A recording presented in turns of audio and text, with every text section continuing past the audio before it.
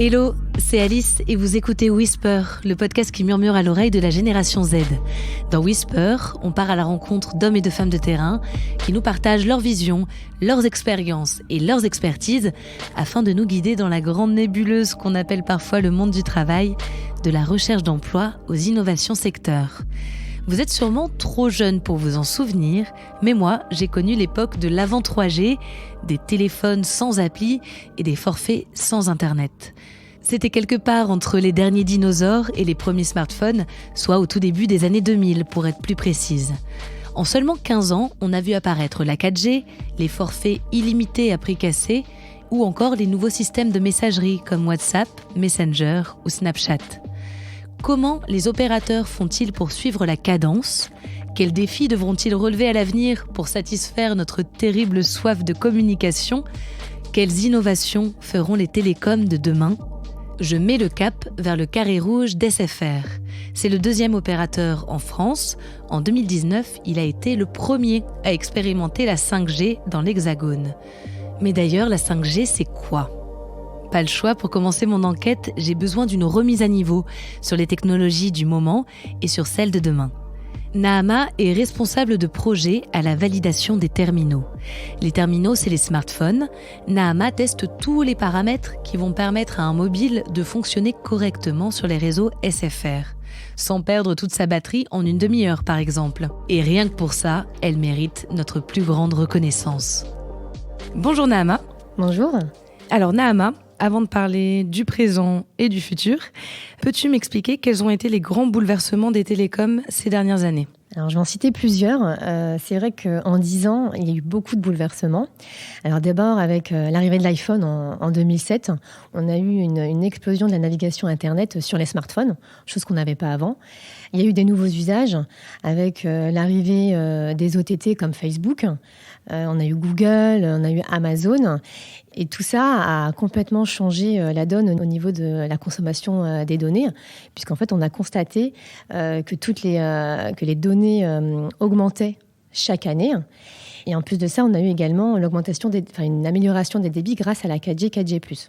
Il y a eu un gros changement des équipementiers radio, puisque Alcatel, Nortel, Lucent sont devenus Alu. Il y a eu Nokia et Siemens, qui sont devenus après NSN. Et enfin, l'arrivée des équipementiers chinois, qui aujourd'hui ont une place importante dans les réseaux des télécoms. Quels sont les principaux réseaux qui cohabitent aujourd'hui en France ? Il existe plusieurs réseaux. Alors d'abord, on va parler du réseau public. Le réseau public, ce sont, pour la partie mobile, les fameux 4 opérateurs qui cohabitent entre eux. Sur certaines zones, on a mutualisé les réseaux, notamment entre Bouygues et SFR. Et il y a également la mutualisation sur tout ce qui est zone blanche. Les zones blanches, c'est... C'est les zones qui ne sont pas couvertes. Qui ne sont pas couvertes, en fait. Donc la campagne profonde. Voilà, qui ne sont pas couvertes, qu'on doit couvrir en tout cas. Il y a également les réseaux qui concernent les IoT, tout ce qui est Internet des objets.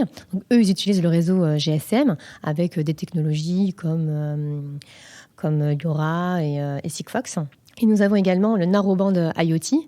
Donc ça, c'est une évolution de la 4G pour connecter entre eux de nombreux objets avec des faibles débits, mais une grosse autonomie et une grande capacité de couverture. Et pour la partie donc privée, et là, ça concerne le réseau de la police, de l'armée. Donc ça, ce sont des réseaux qui tendent à basculer sur l'architecture du réseau public, notamment avec la PMR 4G, qui, elle, est déjà déployée chez SFR. Le réseau qu'on connaît tous et qu'on utilise globalement tous en ce moment, c'est la 4G. Quelle est la couverture 4G en France aujourd'hui ? Aujourd'hui, SFR couvre 99% de la population, avec 18 000 sites 4G. Donc, c'est ce que couvre aujourd'hui SFR. Toutes les antennes ne sont pas forcément 4G. En fait, il faut savoir que d'ici à 2020, tous les sites mobiles seront 4G, sauf pour les zones blanches, qui, elles, seront prévues, je pense, pour 2022. La prochaine étape après la 4G, c'est la 5G. C'est SFR qui a réalisé le premier test en 2018. Où est-ce qu'on en est aujourd'hui ? Et aujourd'hui, on a plusieurs zones pilotes. Une zone sur Toulouse, sur Nantes. Et d'ailleurs, aujourd'hui, le site qui nous couvre aujourd'hui est 5G sur Balard. Ces zones de test nous ont permis de réaliser des tests techniques pour comprendre et maîtriser la technologie qu'est la 5G. En gros, nous, ce qu'on veut faire pour la 5G, ce n'est pas uniquement tester des débits, mais c'est également tester les usages, les nouveaux usages de demain. Et quels pourraient être justement ces nouveaux usages affiliés à la 5G ? Aujourd'hui, on constate une augmentation de la volumétrie des données sur les réseaux mobiles. Grâce à la 5G, nous allons pouvoir déployer des antennes intelligentes et performantes. Elles nous permettront alors d'avoir des débits importants avec des usagers, avec de nombreux usagers en simultané. La latence, qui sera aussi un enjeu pour tout ce qui est voiture autonome. On parle aussi de télémédecine un peu partout. Plus concrètement, des offres de streaming en ultra haut débit, la réalité virtuelle ou la réalité augmentée, et tout ça en mobilité. Dans un second temps, les opérateurs pourront également déployer des réseaux privés virtuels, c'est ce qu'on appelle des slices, donc avec des niveaux de qualité de service à la demande. Comment est-ce qu'on pense et comment est-ce qu'on optimise une architecture de réseau ? Avec quels outils ? L'architecture du réseau 5G, déjà, alors on va parler du déploiement 5G. Le déploiement, lui, 5G, va se baser sur toutes les architectures et le patrimoine déjà existant. Donc concrètement, ça veut dire que nous déploierons une antenne 5G sur les sites 4G qui existent déjà. Et dans un second temps, on déploiera des sites de densification un peu partout, là où il manquera de la couverture 5G. Comment est-ce qu'on assure la sécurité de tous ces réseaux ? Il faut savoir que la mise en place de l'architecture du réseau intègre directement tout ce qui est security by design. Et du coup, donc côté opérateur, pour assurer la confidentialité des données des usagers, on utilise des mécanismes de cryptage. Et également pour s'assurer que toutes les données, les datas qui transitent sur notre réseau ne soient pas erronées, eh bien, on utilise des contrôles, ce sont des mécanismes de contrôle d'intégrité. Il y a un terme qui s'est imposé dans le domaine des télécoms, ce sont les OTT, pour Over the Top. Tu les citais un peu plus tôt, c'est quoi les OTT ? Alors aujourd'hui, les réseaux fixes et mobiles, ce sont des moyens de transport de l'information. Donc les entreprises utilisent ces moyens de transport pour rendre des services bout en bout. Alors aujourd'hui, les OTT, les principaux OTT, ce sont, on connaît Netflix. Aujourd'hui, ils consomment 30% de la bande passante SFR, YouTube et Facebook. Il y a un chantier qui a été lancé avec ces OTT concernant le partage des valeurs. Puisqu'aujourd'hui, ces OTT, on va dire, ne payent rien à l'opérateur, alors qu'ils consomment, ils transitent sur notre réseau, et notamment, je prends le cas de Netflix, qui consomme 30% de la bande passante SFR. Un peu profiteurs, ces OTT. Comment les opérateurs se positionnent-ils face à cette nouvelle concurrence ? Thibaut est directeur marketing et digital. Observer les marchés et défendre les intérêts de SFR, c'est sa spécialité. Il devrait pouvoir m'éclairer. Bonjour Thibaut. Bonjour Alice. Pour commencer, j'aimerais avoir une vision d'ensemble. Qui sont les principaux acteurs qui composent aujourd'hui le marché des télécoms en France ? Alors en France, le marché des télécoms grand public est un marché composé de plusieurs acteurs. Normalement, vous devez le savoir, il y a à peu près 4 acteurs un peu historiques qui sont Orange, l'opérateur historique, Free, Bouygues Télécom et SFR. En plus de ces 4 opérateurs, il y a aujourd'hui plusieurs MVNO, donc qui utilisent les réseaux des opérateurs historiques pour proposer aussi des offres télécom. C'est quoi les MVNO ? C'est ceux qui, je vais vous citer La Poste, par exemple, La Poste Mobile, CIC Mobile, et donc c'est des autres entreprises de services qui viennent proposer, pour compléter leur portefeuille de propositions, des abonnements, soit des abonnements en box, soit des abonnements mobiles. Et qui utilisent vos réseaux. Et qui utilisent les réseaux des opérateurs historiques. Je viens d'évoquer avec Nahama la question des OTT, ces entreprises qui transitent sur les réseaux des opérateurs sans rien payer. Ce sont vos concurrents principaux aujourd'hui ? Pas sur notre cœur de proposition. Notre cœur de proposition, c'est de faire de la télécommunication et donc de proposer de la data et des télécommunications. Et après, c'est la façon dont est utilisée cette data. Et effectivement, aujourd'hui, les entreprises OTT utilisent beaucoup de bandes passantes des opérateurs. Et c'est un vrai sujet sur lequel on travaille tous les jours pour savoir comment on doit financer et qui doit financer les réseaux de télécommunications dans le pays. Et est-ce que vous posez la question de nouer des partenariats avec ces OTT ou c'est vraiment les ennemis jurés ? Non, on travaille aussi avec ces GAFA, si on les cite. Hein. Il y a bien sûr des négociations et des deals qui sont en cours. Hein.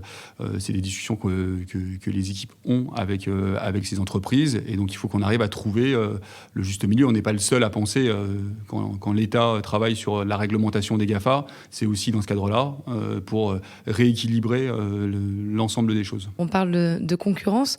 Depuis 2012 et l'arrivée de Free Mobile, on a assisté à une guerre des prix entre tous les grands opérateurs.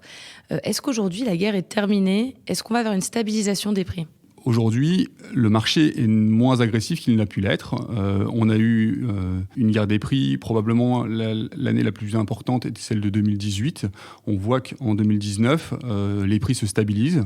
C'est une bonne nouvelle. C'est une bonne nouvelle parce que ça va nous permettre de gagner de la valeur et donc de continuer à innover, ce qui est nécessaire aujourd'hui avec le déploiement de la fibre et l'arrivée de la 5G. Et donc c'est aussi dans ce contexte-là où il va falloir continuer à investir dans les réseaux, que les prix remontent, les prix se stabilisent, et c'est une bonne nouvelle. Mais justement, comment les opérateurs font-ils pour assumer de telles innovations, par exemple la 5G, en ayant des revenus plus bas, avec des baisses de prix ? Comment vous faites pour suivre la cadence ? C'est ce qu'on appelle de l'investissement. Ça veut dire qu'on se bat tous. On a une concurrence qui est forte sur un marché très dynamique. Donc c'est ça qui est aussi super intéressant sur ce marché.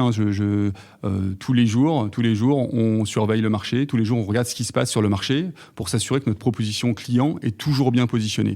Et donc, moi et mes équipes, on connaît les offres de tous les concurrents par cœur pour savoir comment repositionner nos prix si c'est nécessaire. Ça, c'est le premier point. Et puis après, comment ça se rentabilise ? On est sur des cycles longs de rentabilité. Et donc, la fibre, c'est plusieurs années, j'ai presque envie de dire dizaines d'années, sur lesquelles on va rentabiliser cet investissement. Donc c'est vraiment important de prendre des parts de marché sur ces nouveaux réseaux et c'est ce qu'on s'évertue à faire chez SFR. Est-ce qu'aujourd'hui les grands opérateurs collaborent sur certains points ? Par exemple, est-ce qu'il est possible d'imaginer des alliances, voire des fusions pour justement contrer les acteurs mondiaux d'Internet ? Alors effectivement, on parle souvent de consolidation sur le marché français. Aujourd'hui, il n'en est pas question. On n'en a pas besoin côté SFR. Après, il y a des institutions comme la FFT, la Fédération des télécoms, qui permet de rassembler les opérateurs pour pouvoir discuter des sujets. On a parlé des GAFA tout à l'heure, mais pour discuter des sujets un peu institutionnels. Bien sûr que dans ces moments-là, on ne discute pas d'offres et de promotions, mais on discute des sujets de fond pour savoir comment on doit se positionner par rapport à ces sujets-là. Au printemps 2017, on a vu disparaître les frais d'itinérance mobile au sein de l'Union européenne. Ça a été un vrai soulagement pour les clients comme moi. Mais quelle est la conséquence directe pour les opérateurs ? La conséquence, elle est assez simple, c'est que ça fait baisser notre chiffre d'affaires. Et donc, il faut compenser ce chiffre d'affaires par de l'innovation. Et donc, c'est ce qu'on s'évertue aussi à faire en développant de nouveaux services. Mais effectivement, toutes ces réglementations-là doivent être anticipées, travaillées. Alors, c'est très bien pour l'expérience client. Et après, c'est comment nous, on arrive à recréer de la valeur en prenant en compte ces nouvelles évolutions réglementaire. Et tu parles donc d'investissement, donc c'est la 5G, la Exactement. fibre, tout ça. D'accord. Avec donc des rentabilités dans un avenir assez lointain pour l'instant. Non, parce qu'en vrai, aujourd'hui, on valorise déjà, on l'a dit aussi, c'est qu'on allait essayer de valoriser la 5G. On valorise aussi déjà la fibre. Si vous regardez le prix des offres DSL par rapport aux offres fibres, les offres fibres coûtent un peu plus cher, je vais vous dire à peu près 5 €, un peu plus, un peu moins, mais que ça tourne autour de 5 €. Et les clients, en fait, les clients acceptent de payer plus cher ces réseaux parce qu'ils ont une meilleure expérience. Et donc, pour la 5G, ça sera dans la même logique. Les clients accepteront, bien sûr qu'on n'imposera pas la 5G, mais les clients en fait choisiront de payer plus cher parce que l'expérience sera bien meilleure et les clients voudront en profiter. Pour que les innovations deviennent des réalités, il semble indispensable que les métiers évoluent en même temps que les technologies. Et là, on entre dans le domaine de Christophe. Christophe est directeur du développement RH et de la gestion des dirigeants chez SFR. Cela fait 20 ans qu'il voit les équipes évoluer. Bonjour Christophe. Bonjour. Le domaine des télécoms a été fortement bouleversé ces dernières années. Est-ce que ça s'est également traduit par une transformation des métiers ? Oui, alors évidemment oui. Il y a beaucoup de métiers qui se sont transformés.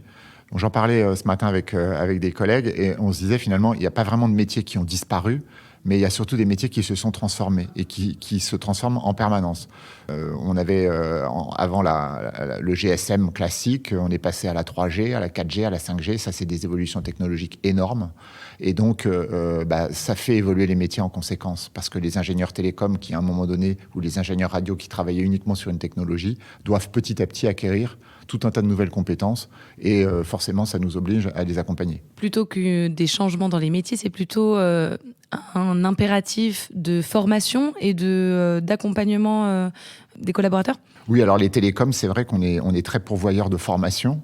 On accompagne beaucoup les salariés dans leur parcours professionnel pour les former, les mettre à niveau sur des nouvelles compétences. C'est absolument clé. Et quelles compétences sont valorisées aujourd'hui ? Alors, il y a beaucoup de compétences dans le domaine technique, technologique. Alors, je vais prendre quelques exemples. Aujourd'hui, l'architecture SI, les développeurs, la sécurité de l'information, la cybersécurité, la data science, tout ça, c'est ingénieur IP. Enfin, on est sur tout un tas de compétences qui sont absolument cruciales aujourd'hui pour nous, mais également côté école de commerce ou côté école de finance, enfin finance et commerce, par exemple sur des ingénieurs commerciaux, sur des contrôleurs de gestion, des contrôleurs financiers, où on a aussi beaucoup de besoins pour développer des nouvelles compétences, parce que les ingénieurs commerciaux qui vont être en contact du client, eh bien eux aussi ils voient de ce fait leur métier évoluer, parce que comme les technos évoluent et qu'ils vendent en fait nos produits et nos services à nos clients, ben ça appelle de nouvelles compétences. Donc des profils data, techniques, technologiques. Comment est-ce qu'on fait pour attirer ces profils-là qui sont très recherchés aujourd'hui et notamment par les startups ? Alors ça, c'est une question clé. Je ne vais pas te dire que c'est simple, parce qu'aujourd'hui, sur ces métiers-là, il y a beaucoup de concurrence sur le marché. Ce sont les élèves sortent de l'école et je pense qu'ils ont beaucoup de propositions. En fait, le but, c'est de présenter la réalité telle qu'elle. La réalité chez SFR aujourd'hui, c'est qu'on est dans une entreprise qui offre une diversité des métiers qui est considérable. Les choses vont super vite. On travaille en équipe, en permanence. On est sur des modes d'organisation qui n'ont plus rien à voir avec l'organisation d'il y a 20 ans, où on était dans une direction de manière très militaire. Non, on travaille avec les médias, on travaille avec quand on est ingénieur commercial, avec les équipes techniques, etc. Il y a plus d'échanges entre des métiers différents. C'est beaucoup plus transversal. Donc ça, c'est un peu cet esprit start-up qu'on retrouve, c'est-à-dire on travaille ensemble sur une problématique et à la limite, peu importe la hiérarchie à un moment donné, c'est beaucoup plus important de travailler avec un collègue du réseau que quelquefois avec un collègue de sa propre équipe. Et ça, tu dirais que c'est une conséquence de la transformation des télécoms, cette nécessaire collaboration des métiers, cette horizontalité renforcée ? Alors, je pense que c'est peut-être pas propre aux télécoms. C'est en particulier vrai dans les secteurs qui bougent aussi vite que le nôtre et où du coup, il faut une agilité. C'est quelque chose qui n'existait peut-être pas il y a quelques années. Quand je pense à il y a 5-6 ans, c'était pas aussi marqué.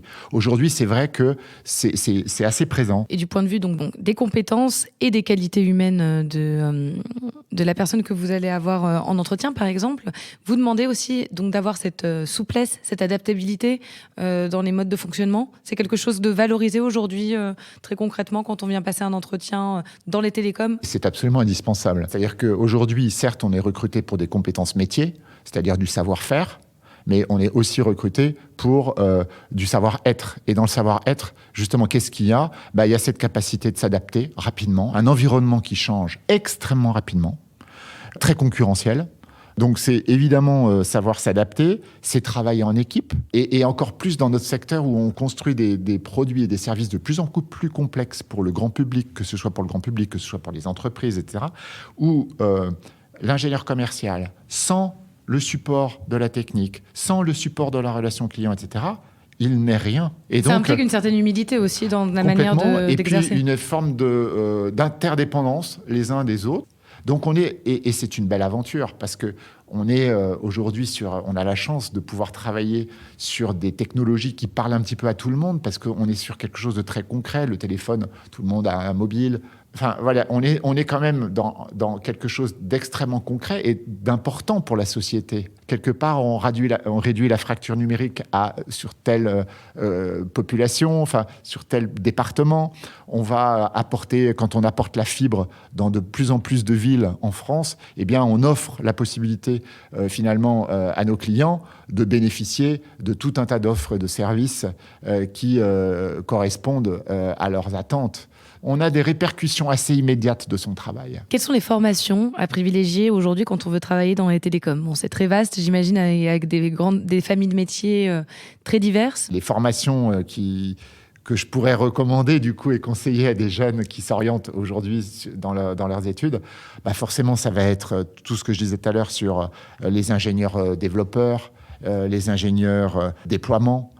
Parce que savoir déployer, par exemple, une solution technique vis-à-vis d'un client, c'est essentiel.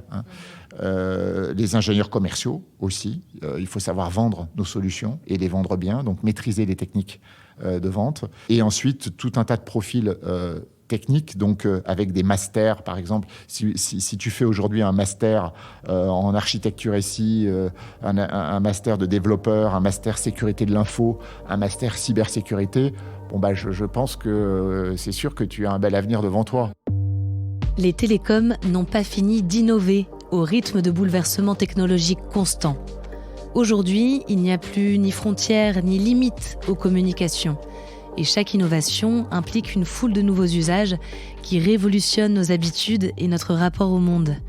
Travailler dans les télécoms aujourd'hui, c'est jouer sur un terrain international où la concurrence est rude.